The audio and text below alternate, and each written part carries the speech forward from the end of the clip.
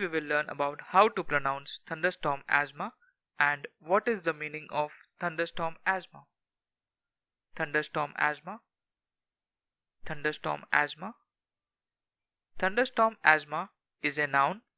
It is a medical condition that makes breathing difficult, caused by a large amount of pollen in the air after a storm. With that, it's a wrap. Thank you for watching.